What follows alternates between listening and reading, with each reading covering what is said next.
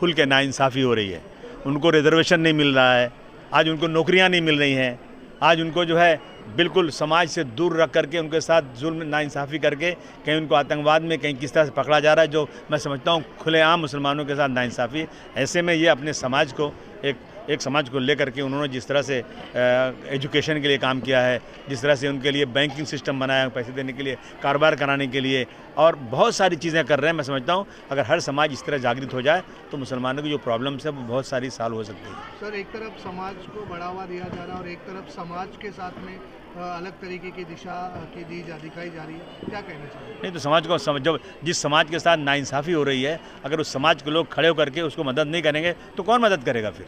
तो मैं समझता हूँ कि हम सिर्फ सर पकड़ कर रोते रहें कि हमारे साथ नाइंसाफ़ी हो रही है, उससे अच्छा है कि हम आगे कदम बढ़ाएं और सब मिल करके अपने समाज को आगे ले जाएं। तो CA/NRC फिर से इस बात को छेड़ा जा रहा है और सामने लाया जा रहा है। सभी का खून शामिल है यहाँ की मिट्टी में, किसी के बाप का हिंदुस्तान थोड़ी है। सर, उत्तराखंड की सरकार ने UGC को लागू कर दिया, खाली राष्ट्रपति और गवर्नर के पास उसको जाना बाकी रह गया है। क्या कहेंगे आप इस पे, कितना मुसलमानों पे ये प्रभाव देगा? देखिए, ऐसा है ना कि हमारा संविधान इस्लाम का है जो 1400 साल पहले बन चुका है और रहती दुनिया तक रहेगा, उसमें कोई तब्दीली नहीं होगी। सरकारें आती रहती हैं, हर सरकार अपने मुताबिक जो है ना नया अमेंडमेंट करती रहती है। हम इस देश के कानून को मानते हैं, पर हमें ज़्यादा परेशान मत करो। अगर आपको कहना एक ही कानून देश में है तो आदिवासियों को क्यों अलग कर रहे हैं आप? उनको बुलाइए ना, एक कानून देश में होना चाहिए तो लाओ, उनको बुलाओ। आप उनके साथ क्यों कर रहे हो? ये समझिए आप, फिर इसका मतलब है सिर्फ आप मुसलमानों को हैरान करना चाहते हो। सर, बदलाव होगा क्या? इस आने वाले चुनाव भी है और कुछ बदलाव दिखेगा क्या? हिंदुस्तान भारतवर्ष जो है ना कर्ज में डूब गया है, लोगों के हालत ख़राब है, कंपनियां सब बिकती जा रही, कंपनी बन रही है, बैक डोर से रिजर्वेशन ख़त्म हो जा रहा है, किसान बैठा हुआ है वहाँ पे हड़ताल कर रहा है, किसानों का आत्महत्या ख़त्म नहीं हो रही है, गरीबी बढ़ रही है, पड़ोसी मुल्कों से ताल्लुकात ख़राब हो रहे हैं। इन सब को देखते हुए मुझे लगता है बदलाव होना ही चाहिए। बच्चों को और शीतलगढ़ के बारे में आप क्या कहना चाहेंगे? जी देखिए, पहले से ये जो समाज है तो ज़्यादा उन्नति कर नहीं पाया था, बट अभी जो दिन है, जो करंट मूवमेंट चल रहा है तो बहुत बढ़िया चल रहा है और मैं देख रहा हूँ कि बहुत सही रास्ते पे लोग जा रहे हैं।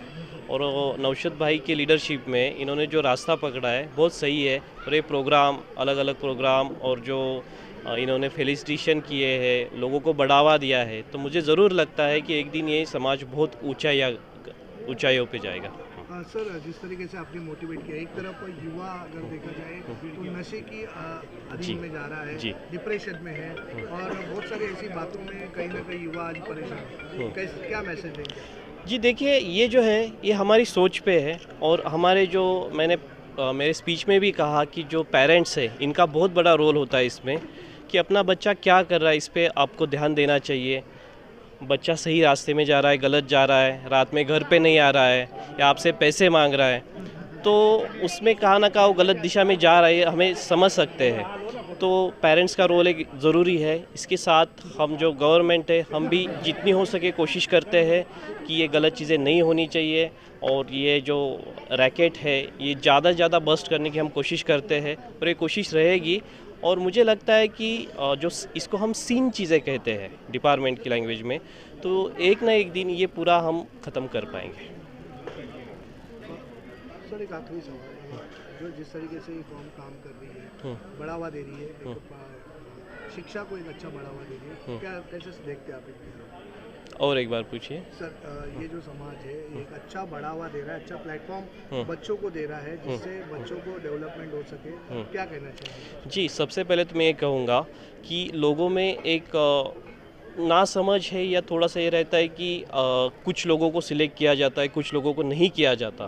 तो मेरा खुद का एग्जांपल देखिए, मुझे ऐसे कहा गया था कि भाई इतने बड़े इंटरव्यू आप देने हैं, इतनी बड़ी पोस्ट पे जाना है तो बहुत बड़ी ताकत लगेगी आपको, बहुत बड़े सोर्सेस लगेंगे तभी आप सिलेक्ट हो पाओगे। बट आप मेरा खुद का एग्जांपल देखिए कि मैं वहाँ जाके कोई सपोर्ट नहीं था, उसके बाद भी मैं वहाँ तक जा पाया।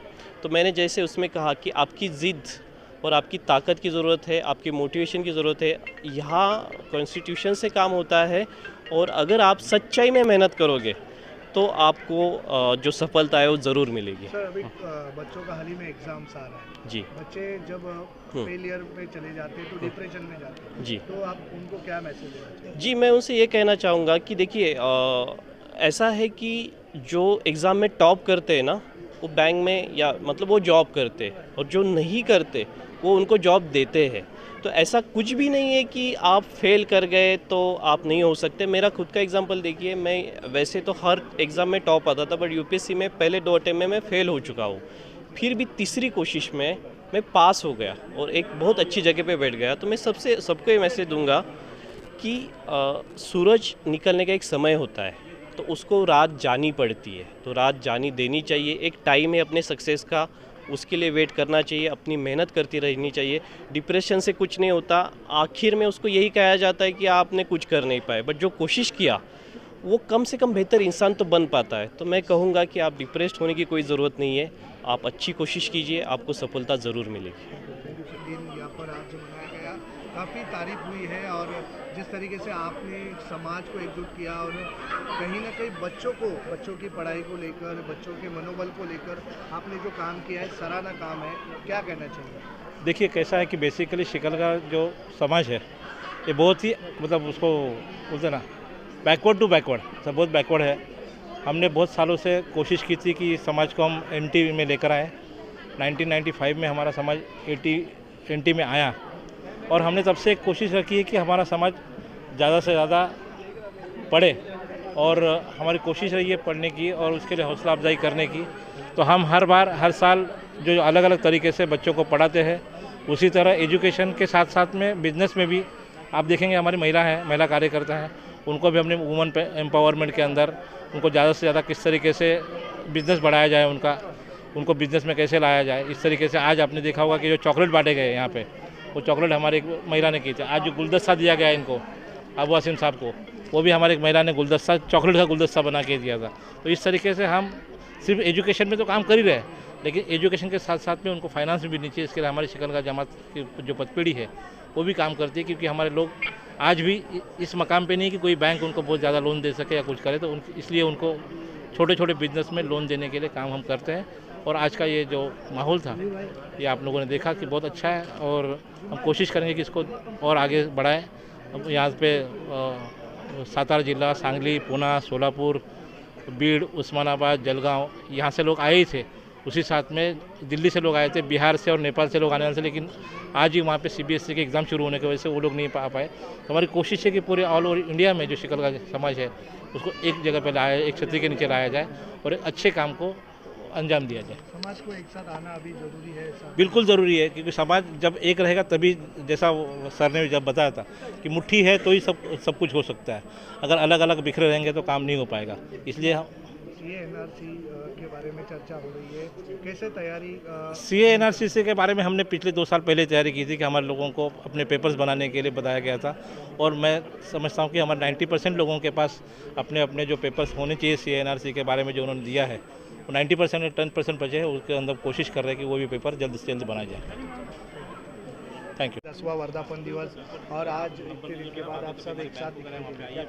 नहीं, हमारे तो मतलब महिला अध्यक्ष नाते मैं कहना चाहूँगी कि हम लोग तो वारंवार मतलब प्रतियोगिता, फिर उड़ान, अभी हाल ही में हमने एक उड़ान प्रतियोगिता का आयोजन किया था जिसमें 3 प्रतियोगिता थे। आपने तो देखा ही होगा ना, हमारा शिकलगार पदपेड़ी है, वहाँ पे 49 लेडीज़ हम लोग मिले थे और 21 जनवरी को ये कार्यक्रम हुआ था।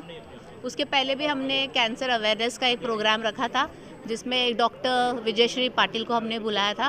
तो हमारे शिकलगार जमात ट्रस्ट द्वारा महिलाओं के लिए मतलब वारंवार प्रतियोगिताएं, अवेयरनेस प्रोग्राम्स, इवेंट्स, इसका आयोजन किया ही जाता है। कितना ज़रूरी है एक साथ आना सभी समाज को, सभी मुस्लिम समाज को एक साथ अब आना? फिलहाल जिस तरीके से जो पहल चल रही है, जो समाज में आप देख रहे हैं कि जिस तरीके से एक अलग मैसेज जा रहा है, तो कैसे एक साथ आना चाहिए? नहीं, क्या है, सिर्फ एक दूसरे को पहचानना इम्पॉर्टेंट नहीं है, लेकिन वो बॉन्डिंग, यूनिटी होना चाहिए जो हम मतलब शिकलगार लेडीज़ में अभी है। पहले हम लोग सिर्फ जानते थे, इतने पहचानते नहीं थे, सिर्फ शादी ब्याह में किसी मौके पे ऐसे मिलते थे। लेकिन अभी क्या है, हम बार बार मिलते हैं तो हमको एक्चुअली उनके बारे में पता भी होता है, और ये सब लेडीज़ है, ये लोग भी बताएंगे। कैसा लग रहा है? बहुत अच्छा लग रहा है। इधर शिकलगार जमात ट्रस्ट जो है, इधर एक प्लेटफॉर्म है हम लोग का, लेडीज़ लोग का, बच्चे लोग का। इधर हम लोग को ये मिलता है जैसा हाँ बढ़ावा मिलता है, टैलेंट मिलता है और स्टेज है हम लोग का शिकलगार जमात ट्रस्ट। आप क्या कहना चाहिए? आज का प्रोग्राम तो बहुत ही बढ़िया था और सब इवेंट्स अच्छे थे। हमारे सर जो चीफ गेस्ट थे नसीर मनेर सर, उन्होंने सभी चीफ गेस्ट ने बहुत अच्छा मोटिवेशनल स्पीक दिया। आसिफ सर ने बहुत अच्छा मतलब बच्चे लोग को, सब पेरेंट्स लोग को मार्गदर्शन दिया बहुत अच्छे से कि अभी होप्स अभी ये गाइडेंस का सब फॉलो करके इसका लाभ उठाएं। और ये हमारी ना सचिव है मैम आप क्या कहना चाहिए? उपाध्यक्ष है। हाँ, प्रोग्राम तो हमारा बहुत ही बढ़िया हो गया और भी सुनना चाहते थे, हम पर टाइम की कमी की वजह से जल्दी ख़त्म करना पड़ा। कहाँ से लोग आए थे? बहुत सातारा, सांगली, जलगांव, दिल्ली, सब हर जगह से आए थे, बिहार से भी आए थे, हर जगह से आए थे और ऐसे ही आगे भी आते रहे और अच्छे से अच्छा होता रहे हमारा प्रोग्राम। और मैडम है साजिदा। क्या और नया करने वाले, आने वाले दिनों में क्या नया देखने मिलेगा? हमारे जो अध्यक्ष है जनाब नौशाद भाई शिकलगर, वो हमेशा लेडीज़ को मतलब इस चीज़ के लिए मोटिवेट करते रहते। अभी भी उन्होंने हमें ये फ्रीली मतलब बोला था कि अधिवेशन के लिए लेडीज़ जो है वो जो करना मतलब पूरा कंट्रोल कर सकते। तो इस तरीके से हम लोगों को जो है वो थोड़ा सा एक स्टेज, एक प्लेटफॉर्म मिलता है जहाँ पे हम लोग अपना टैलेंट दिखा सकते हैं और आगे आने वाले दिनों में और भी हम लोग अच्छा सा करने की कोशिश करेंगे। कि हम में से ज़्यादा हाउसवाइफ है और हमको ये एक प्लेटफॉर्म मिलता है घर से निकल के अपने लिए कुछ करने का और हमारे जैसे और दूसरी औरतों के लिए भी अच्छा कुछ सोचने का। ये सही है।